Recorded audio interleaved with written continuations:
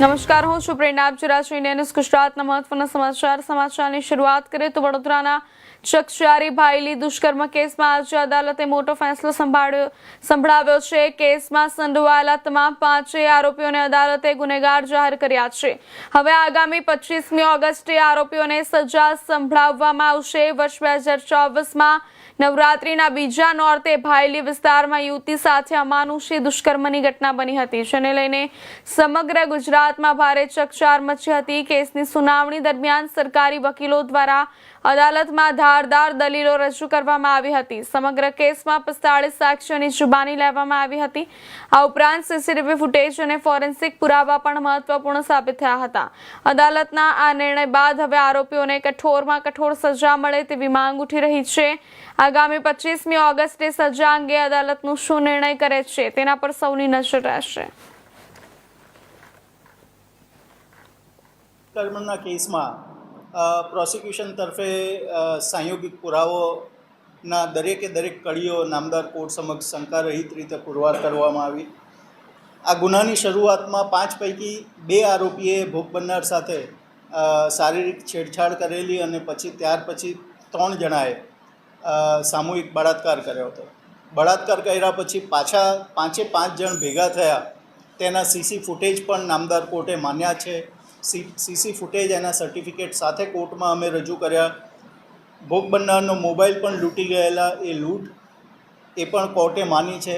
પુરાવાનો નાશ કરવાને માટે વિશ્વામિત્રી નદીમાં મોબાઈલ ફેંકી દીધેલો અને એ શોધવાને માટે ફાયર બ્રિગેડના અધિકારીઓ અને એની જુબાનીઓ પણ માની છે.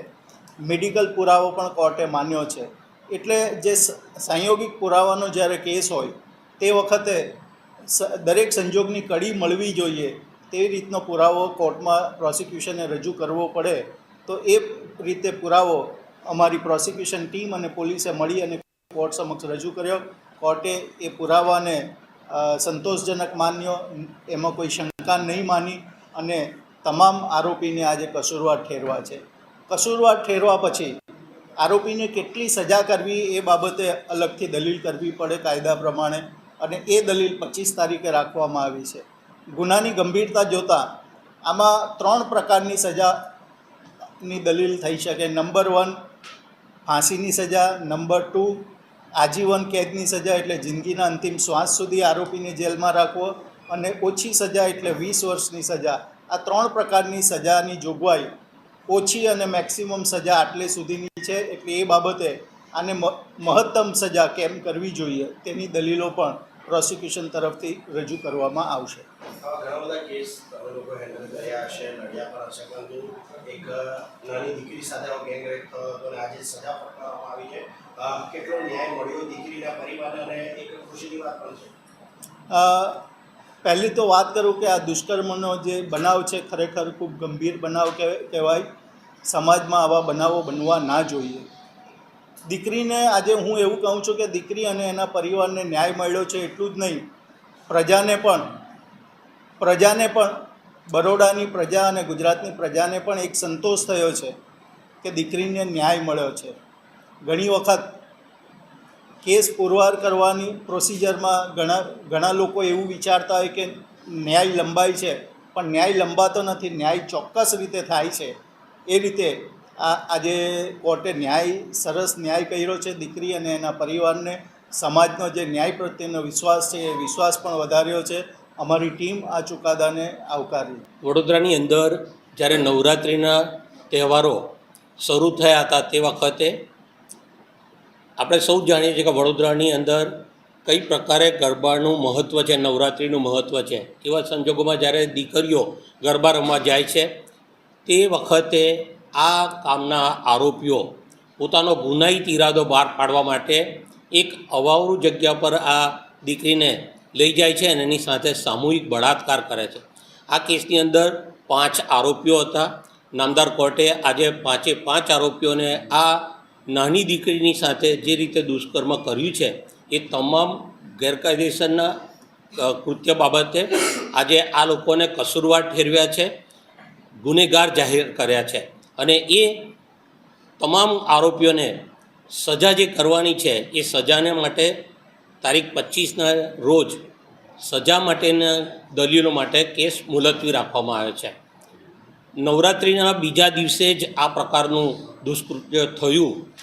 એ દુષ્કૃત્યની અંદર તપાસ કરતાં પોલીસે ઝીણવટભરી બધી તપાસ કરી છે. આ વડોદરા શહેરની અંદર જે અલગ અલગ જગ્યાએ લગાવવામાં આવેલા સીસીટીવી કેમેરાના ફૂટેજનો પણ ઉપયોગ કરવામાં આવ્યો છે. અમારી સ્પેશિયલ પ્રોસિક્યુટરની ટીમ સુરતના મુખ્ય સરકારી વકીલ નયનભાઈ સુખડવાલા, વડોદરા શહેરના સિનિયર ધારાશાસ્ત્રી શૈલેષભાઈ પટેલ અને હું આ કેસની અંદર સ્પેશિયલ પ્રોસિક્યુટર તરીકે હતા ત્યારે અમે આ આખો ગુનો નિઃશંકપણે પુરવાર કરેલો છે. ગુનો પુરવાર કરવાની અંદર સાયન્ટિફિક એવિડન્સનો પણ ખૂબ મહત્ત્વનો રોલ રહેલો છે અને તમામ પાસાઓને દીકરીએ જ્યારે ચણિયાચોળી પહેરેલા હતા તેની ઉપર કઈ પ્રકારના ચિહ્નો ગુનેગારોના આરોપીઓના મળી આવેલા છે એ તમામ પ્રકારની ઝીણવટભરી તપાસ FSLની મદદથી તપાસ કરનાર અધિકારીએ કરેલી છે અને આ તપાસ કરનાર અધિકારીઓની આખી ટીમે આ વિગતવારનો ચાર્જશીટ રજૂ કર્યા પછીથી આજરોજ નામદાર કોર્ટમાં અમારા ત્રણેય સરકારી વકીલોની મદદથી આ કેસ આજે નિઃશંકપણે પુરવાર થયો છે અને 5 ગુનેગારોને સજા કરવામાં આવેલી છે, કસૂરવાર ઠેરવવામાં આવે. ચુકાદો વડોદરા શહેરમાં 4 ઓક્ટોબર 2024ની રાત્રે ખરેખર એક શરમજનક બનાવ બનેલો, જેમાં 16 વર્ષની યુવતી પોતાના મિત્ર સાથે બેઠેલી હતી ત્યારે મધરાતે તેની સાથે દુષ્કર્મનું કૃત્ય કરવામાં આવેલ. દુષ્કર્મનું કૃત્ય કરનાર અજાણ્યા ઈસમો હતા અને પોલીસ પાસે પણ એને લગતા કોઈ ખાસ માહિતી અને પુરાવા ન હતા. તેમ છતાંય વડોદરા શહેર DCB પોલીસ અને વડોદરા તાલુકા પોલીસે ખૂબ જ મહેનત કરી અને દુષ્કર્મ કરનાર 5 વ્યક્તિઓને ધરપકડ કરી અને તેમની સામે ચાર્જશીટ કરેલું.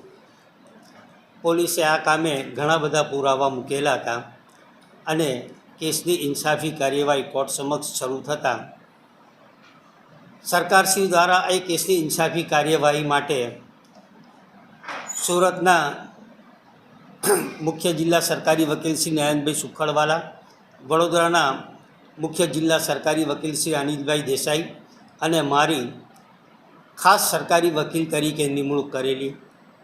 આ કેસની શરૂઆત થતાં અમે આ કેસ સાબિત કરવા કુલ 45 સાક્ષીઓને તપાસેલા, જેમાં ભોગ બનનાર, એની માતા, એનો મિત્ર, એનો ભાઈ, ડૉક્ટર્સ, ફોરેન્સિક સાયન્સ અને અન્ય પુરાવા સાથે કુલ 315 દસ્તાવેજી પુરાવા રજૂ કરવામાં આવેલા.